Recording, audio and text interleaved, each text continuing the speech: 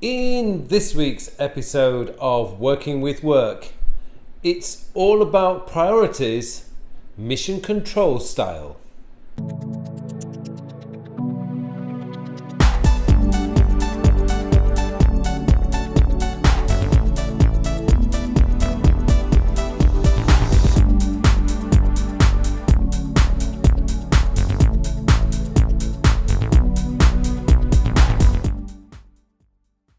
Hello and welcome to episode 35 of my Working with Work series. My name is Carl Pauline, and in this week's episode I want to talk to you about priorities, and in particular how you can use your priorities to make sure that you're working on the right things at the right time. Now, this came about because recently I watched a wonderful documentary on mission control in Houston, so NASA's mission control. These were the guys who in the early 1960s were essentially the beating heart of the space program and NASA and the US's race with Russia to put a man on the moon first. The thing about mission control is they essentially were what people call the unsung heroes. They were the people that were really the guys behind the face of the space program. The face of the space program were people like Buzz Aldrin and Neil Armstrong, and of course the very famous astronauts that I can now not remember from the Apollo 13 space mission. Now, essentially, mission control were the people who were in control of the mission, hence the reason mission control. These were the guys, the engineers, the scientists, the doctors, and the leaders who made sure that the spacecraft and the crew went to space safely and came back home safely. Now let's just go back to 1961. It all started really with President Kennedy. Unlike most politicians, President Kennedy set a very, very clear goal for NASA. He didn't just write it in a memo either. He went to Congress, and on national television he said that by the end of the decade the US would put a man on the moon and bring them back safely. A very, very clear objective. Now, these days, politicians do not speak in clear language, as I'm sure you all know, but Kennedy was brilliant. He set the target, he set the objective. NASA then went to work, and they worked incredibly hard.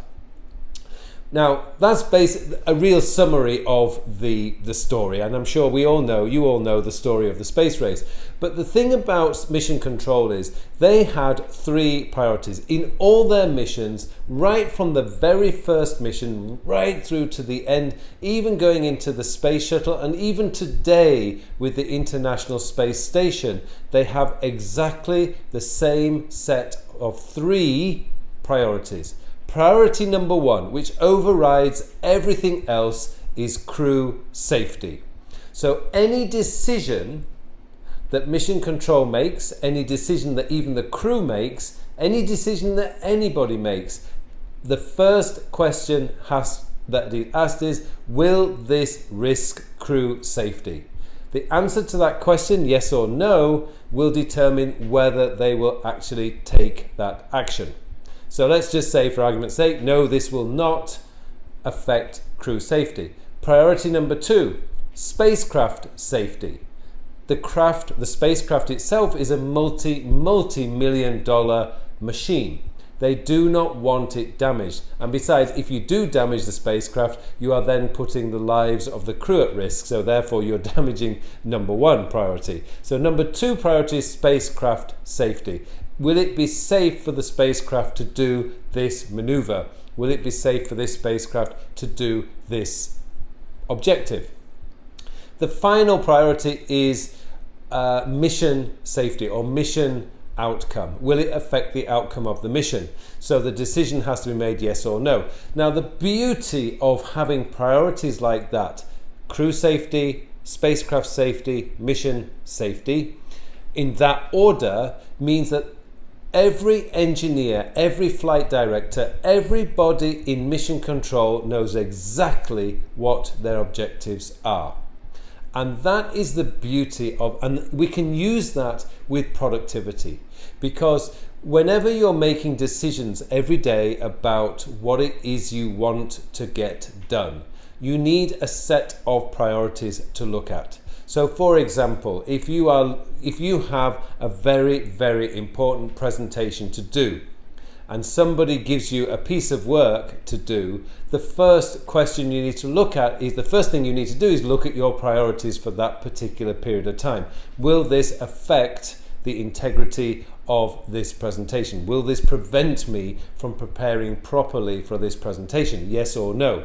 So what you're looking for is questions that are really, or priorities that means that you can ask the question, will this affect this particular priority? And you're looking for a yes or no answer. If it is yes, you delay doing that objective. Or if it's your boss who's giving you that work, then what you need to do is say, hey boss, you know I have this very important presentation to do next week. Will it be okay if I delay doing this new piece of work that you've just given me?